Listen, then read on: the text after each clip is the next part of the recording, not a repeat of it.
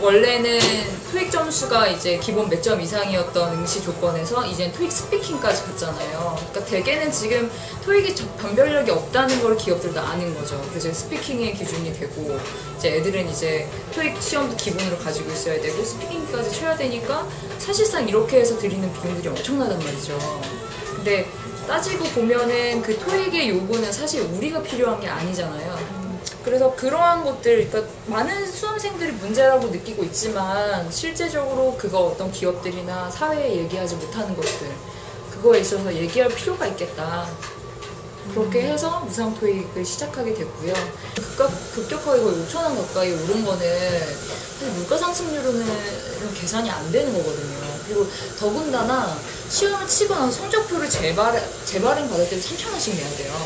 그것도 말이 안 되죠. 내가 시험 치고 이미 그 비용을 지불하고 시험을 쳤는데 그런 것들이 취소 수수료의 문제나 혹은 추가 접수에 있어서 돈이 드는 문제나 이런 것들이 너무나도 수험생을 보는 게 아니라 굉장히 돈벌이로만 보고 있다고 사실 인식할 수밖에 없잖아요. 문제는 기업에 있어서의 어떤 채용 과정에 있어서 어쨌든 많이 안 뽑을 거 알아. 경쟁률 많은 것도 우리가 아는데 그렇다면 적어도 시험을 칠 수 있는 환경들, 만약에 필요한 조건들을 자기네들이 취해가라는 거죠. 시스템을 다시 만들든지. 기업에서 그 어떤 시험을 요구를 한다면 그 시험을 그렇죠. 구직자들이 마련해주고 자기네들이 판단할 수 있는 근거를 가지고 제시를 해주던가. 판을 마련해달라. 그렇죠. 판을 마련해달라는 거죠.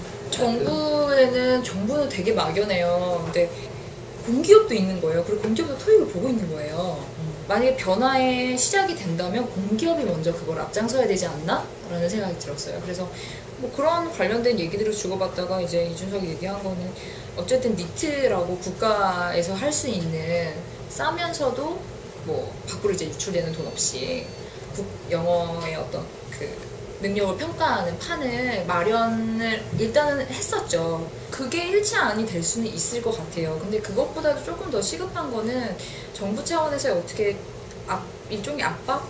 법제화? 혹은 그런 청년들 구직자를 배려한 법안이 필요하다는 하다는 그런 인식을 좀 공유할 필요가 있지 않나.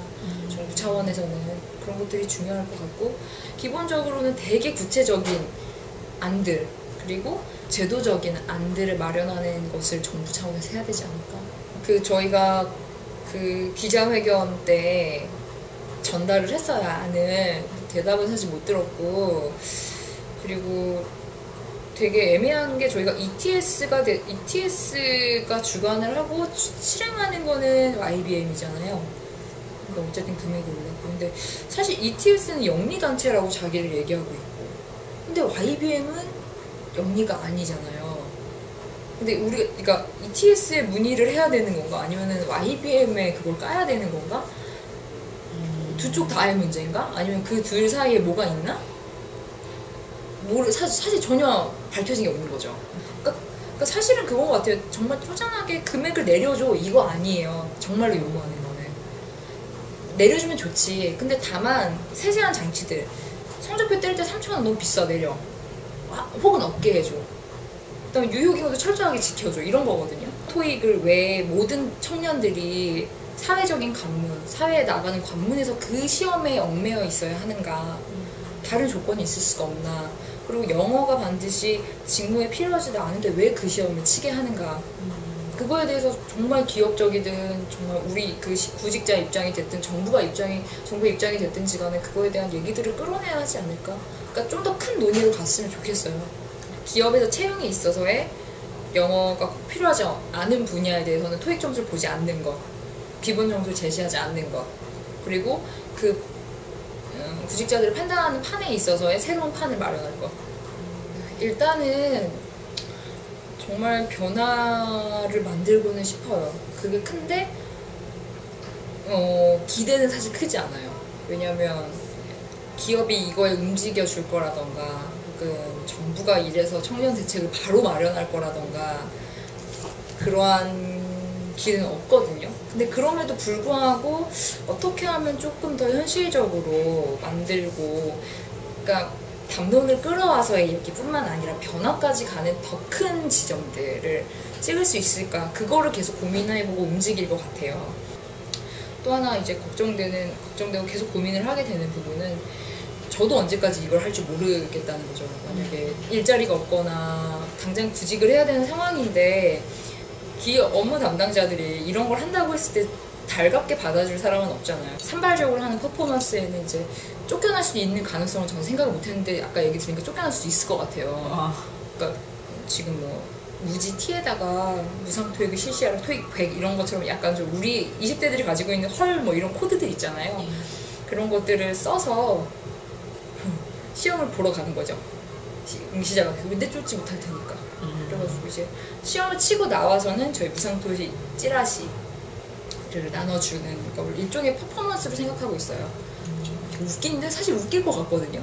그렇게 드리고 있는 학원비나 토익비나 이런 것들이 단순하게 개인 소비되는 영역이 아니라 어쨌든 사회적으로 필요한 뭐 시스템, 사회적으로 만들어진 시스템으로 인해서 지불되는 비용이기 때문에 당연히 사회적 비용으로 포함되어야 하는 금액이고요.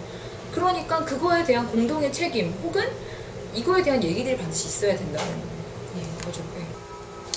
진짜 바라는 거는 언론에 노출된 횟수는 생각보다 기대 이상으로 되게 많았거든요.